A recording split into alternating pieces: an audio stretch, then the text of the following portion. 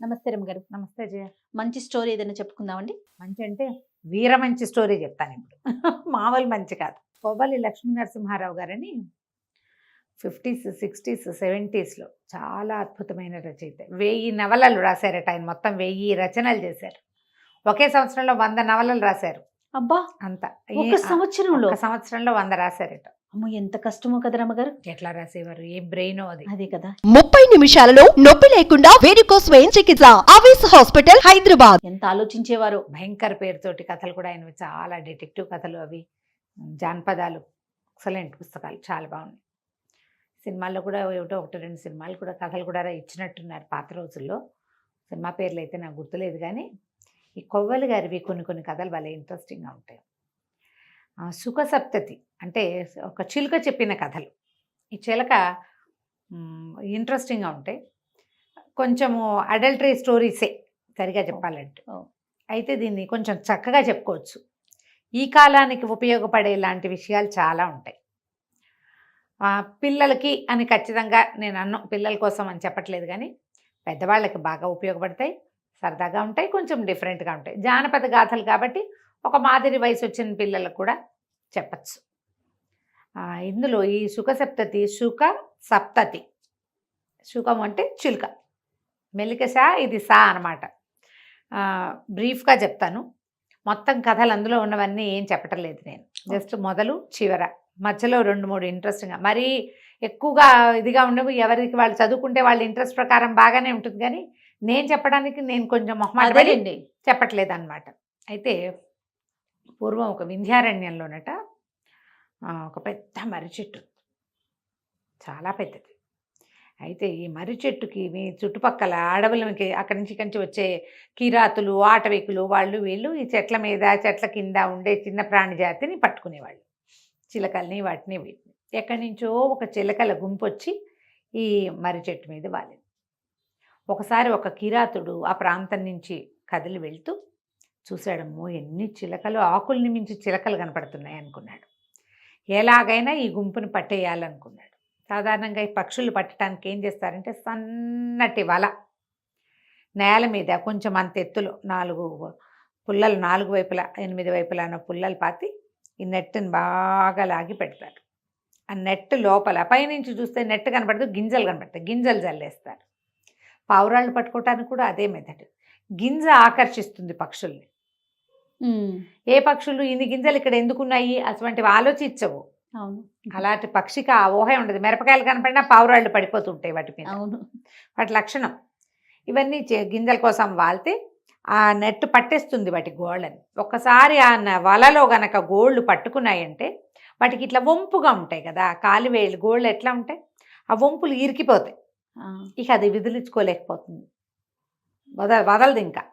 అట్లా అవన్నీ ఏం చేశాడంటే చాలా పెద్ద నెట్ ఒకటి పరిచి బోలెడన్ని గింజలు జల్లి వెళ్ళిపోయాడు. వెళ్ళిపోతే సాయంకాలం పూట తను వెళ్ళేటప్పుడు పెట్టి వెళ్ళాడు.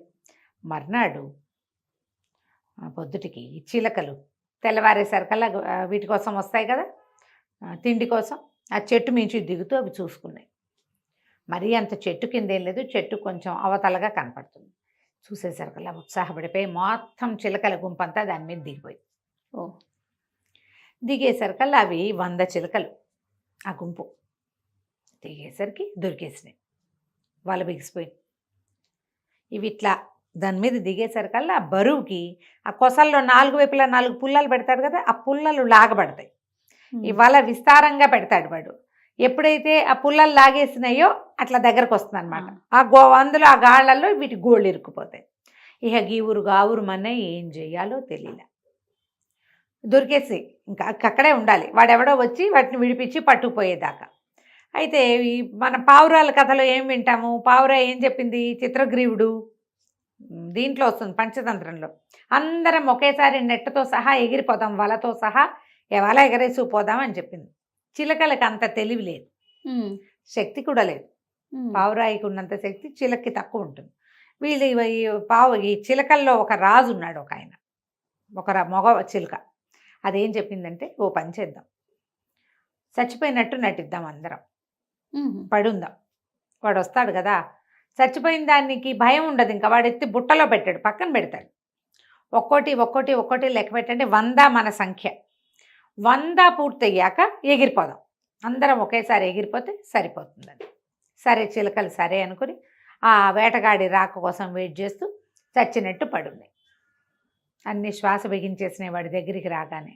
చిలక గుండె కొట్టుకోటల్లా. వాడు వచ్చి చూసుకుని ఇది ఇట్లా చచ్చిపోయినాయి, ఎక్కడైనా ఏ నీళ్ళలో తాగుంటాయి అన్నీ కలిసి గుంపుగా, అందుకు చచ్చిపోయినాయి. సరే వీటన్నిటిని చూద్దామని ముందేం చేశాడు, ఒక చిలకను ఊడదీసి తీసి పక్క పెట్టాడు. అది అటగే చచ్చిపడింది. పక్కన పెట్టగానే ఎగిరిపోయింది అనుకో, వాడికి తెలిసిపోతుంది. అవును. ఎగర్లా. ఇతను 1 2 3 4 అని లెక్క పెడుతూ ఒక్కోటి పెడుతున్నాడు. పెడుతుంటే 99 చిలకల్ని పెరేశాడు పక్కన. బుట్టలో పెట్టలా. చచ్చిన వాటికి మళ్ళీ బుట్ట ఎందుకు, సంచిలో పడేసుకుని పోతే సరిపోతుంది. ఆడ విసిరేశాడు ఎడం చేత్తోటి. అయితే ఏమైంది, సరిగ్గా 100వ అంకె వచ్చే లోపల ఆ చెట్టు మించి ఒక ఎండిపోయిన ఒక ఆకు వీళ్ళు ఈ చిలకల దగ్గర పడేసరికల్లా అవేమనుకున్నాయి, అదే 100 అని అనుకుని ఒక్క ఎగురు ఎగిరినాయి. ఓహో. ఈ చిలక 100వ చిలక ఇతని చేతిలోనే ఉంది, ఇంకా వదలలేదు. ఇంకా వదల్లా. 99 ఒకే దెబ్బకి ఎగిరిపోయింది. ఎగిరిపోగానే వీడికి అర్థమైపోయింది, అమ్మా ఇవి నన్ను మోసం చేసినాయి, ఇదే జరిగిందని చేతిలో ఉన్న చిలక పీక పిసికిపోయాడు కోపానికి. దొంగ మొహాలు ఏదో ఐడియా వేసి అవన్నీ బారిపోయినాయి. పాప అవి ఎందుకు పొరపాటు పడ్డాయి, ఆ ఎండిపోయిన మర్రాకు వల్ల పొరపాటు పడి, మర్రాకు పెద్దది కదా బరువుకి, అది చిలకే పడింది అనుకున్నాయి. కళ్ళు తెరిచి చూడటల్లా అవన్నీ లెక్క పెట్టుకుంటున్నాయి నెంబర్లు. ఆ పడిన అదటుకి 100ది పడిపోయింది అనుకున్నాయి. అవి ఎగిరిపోయినాయి. అన్నీ లెక్క పెట్టుకుంటాయి, వాడు లెక్క పెడుతున్నాడు, అవన్నీ లెక్క పెడుతున్నాయి. 100 అని ఇతను ఇది ఇక్కడే ఉన్నాయి, ఆ 100 అక్కడ పడింది. 100వ ఆకు వెళ్ళిపోయింది. ఇతను పిసికేసేసరికల్ పీక పిసికేపోయాడు కోపంతో. పటపట్లాడిపోయినాయి పళ్ళు, కోపం వచ్చేస్తుంది కదా. అంతేగా మరి. నేను పీక పిసికేస్తాను, అవన్నీ పోయినా నువ్వు ఎట్లా తప్పించుకుంటావు నా చేతిలోంచి అనగానే చిలకంది, వద్దు నన్ను చంపకు, నన్ను తీసుకెళ్ళి ఎక్కడైనా అమ్మేవా నీకు బోల్డ్ అంత డబ్బు వస్తుంది, నీకు ఎంత లాభం వస్తుందో, 1000 వరహాలకి 1 రూపాయి తక్కువ కాకుండా అమ్ము నన్ను అనేసరికల్లా ఆశ్చర్యపోయాడు. మనుషులు మాట్లాడినట్టు మాట్లాడుతుంది చిలక. చాలా ఆశ్చర్యపోయాడు. తన చేతి సరిగా పట్టుకుని అడిగాడు, నిజంగా 1000 రూపాయలకు అమ్ముడుపోతావా నువ్వు అని. రూపాయి తక్కువ కాదంతే అనేసరికల్లా సరే ఏం చేశాడు, ఆటవికుడు తన సంచి సామాన్లన్నీ తీసుకుని చిలకకి ఒక చిన్న తాడు మెడ కట్టి భుజాన్ని వేసుకుని తీసుకుపోయాడు. మామూలుగా చిలక మాంసం అమ్మేది వేరేది, మాట్లాడే చిలకలు జంతువులుని వాటిని అమ్మేది కొట్ల దగ్గరికి వెళ్ళి నుంచున్నాడు. నా దగ్గర ఒక బ్రహ్మాండమైన చిలక ఉంది, ఈ చిలక అమ్ముతాను అని. వారా వీరా ఎవరు వచ్చినా 1000 వరహాలకి తక్కువ కాదంటాడు. 1000 ఇచ్చి అణాకి కొరగానే ఈ చిలకని ఎవరు కొంటారు, అణా పెట్టి కొనచ్చు దాన్ని. 2 3 ఉంటే 2 అణాలు ఇచ్చి 3 తీసుకుంటారు, కొత్తిమీర కట్టల్లాగా. అదే 1 అణా 3 ఎంతకి ఇస్తావు, 2 అణాలకి ఇవ్వు, అలా లెక్క పెడతారు. అలాంటిది పోయి ఇది ఏకంగా 1000 వరహాలంటే ఏమిటి తక్కువ. అయితే ఏమైంది, చిలక భలే అందంగా ఉంది, అది రెక్కలు కదపటము, తలెత్తి అటు ఇటు చూడటము భలే బ్యూటిఫుల్గా ఉన్నాయి. ఆ పక్షి అందం చెప్పరానిదనమాట, చాలా హుందాగా ఉంది. అయితే ఒక వ్యాపారస్తుడు ఒక ఆయన భార్యకి బహుమతిగా ఏదైనా తీసుకెళ్ళాలని ఇక్కడికి వచ్చాడు. శెట్టి గారు, రత్నాల శెట్టి ఆయన, పెద్ద ఎత్తున అంటే వాళ్ళవి గ్రాండ్ స్కేల్లో ఉంటాయి కదా బిజినెస్లు. ఈ చిలకను చూసి ముచ్చటపడ్డాడు. 1000 అంటే చాలా ఎక్కువ, ఇంకొక రేట్ ఏదైనా చెప్పమన్నాడు. అనేసరికల్లా చిలకంది, ఆలోచించద్దు శ్రేష్ఠి, నన్ను తీసుకెళ్ళు, నీకు వీడికి 1000 వస్తే 1000కి 100 ఇంతలు లాభం తెచ్చిపెడతా నీకు, నన్ను నీతో తీసుకెళ్ళిపో అని పదే చెప్పేసరికల్లా ఈ శెట్టి గారు ఆ మాటలకి మరీ ముచ్చటపడ్డాడు. ఆ 1000 వాడి చేతిలో పెట్టి ఆటవిక్కడి చేతిలో ఆ చిలకని తీసుకుపోయాడు. ఒక చిన్న బంగారు పంజరం చేయించి తన వ్యాపార కేంద్రంలో పెట్టుకున్నాడు. ఎంత బాగా మాట్లాడేదో ఆ చిలక, పెద్దగా ఎగిరిపోయే ప్రయత్నం చేసేది కాదు. పంజరం నుంచి బయటకు వచ్చినా అక్కడక్కడే తిరిగేది. పళ్ళు గిళ్ళు మంచి మంచి పళ్ళు, వాటిలలో పళ్ళు పెడితే చక్కటి రుచికరమైన పండును సెలెక్ట్ చేసుకునేది. చాలా బుద్ధిగా ఉండేది. ఇక ఎన్ని రకాల బేరాలు చేసేదో, వచ్చిన వాళ్ళ వ్యాపారపు బేరాలు, ఇంకో 10 ఎక్కువ ఇవ్వండి, ఇది మీరు నష్టపోరు అని చెప్పటం. శెట్టి గారి బదులు మొత్తం బేరం అంతా చిలకే చేసేది. విచిత్రమైన కథలు చెప్పేది.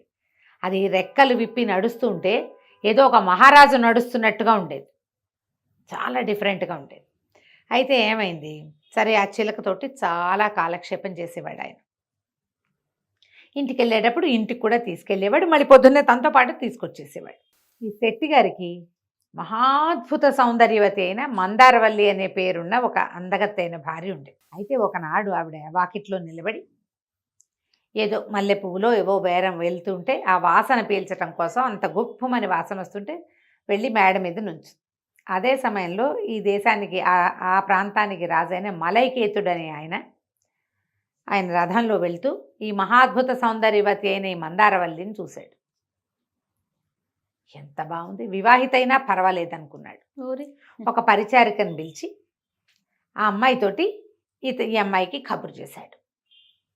నేను ఎంతో ప్రేమగా ఉన్నాను, నీ మీద వచ్చి నాతో స్పెండ్ చెయ్యి, పెళ్లి చేసుకుంటా లేచకపోదాం కాదు, స్పెండ్ చేయమని పిలిచేసరికల్లా సరే ఈవిడికి ఉత్సాహం వచ్చింది.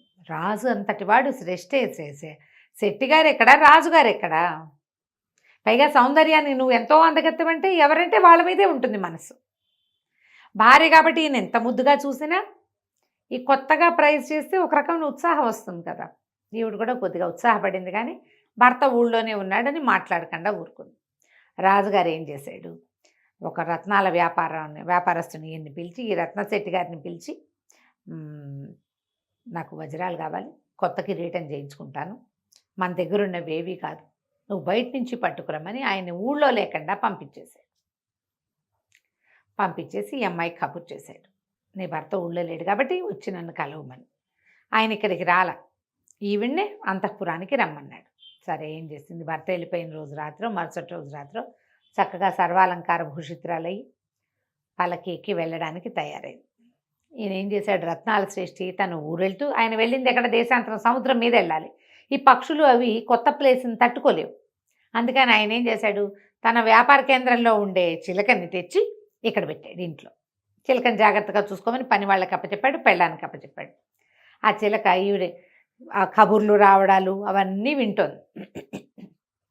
కబురు చేయటం, ఈవిడ తయారైపోవటం, ఓవర్ యాక్షను, ఈవిడ చేస్తున్న వేషం అంతా చూసి ఏమందంటే, మలైకేతుని కలవడానికి వెళ్తున్నట్టున్నావు, ఇప్పుడు నువ్వు చేసేదాన్ని ఏమంటారో తెలుసా, ఈ పని చేయటానికి ఎంత తెలివి కావాలో తెలుసా, నువ్వు అక్కడ తప్పించుకోవాలి, రేపొద్దున పట్టుబడితే భర్త దగ్గర తప్పించుకోవాలి, చుట్టుపక్కల దగ్గర తప్పించుకోవాలి, ఇలాంటి పనులు చేయాలంటే చాలా తెలివితేటలు కావాలి, నీకున్నాయా, ఎంత కావాలంటావు అని అడిగింది మందారవల్లి.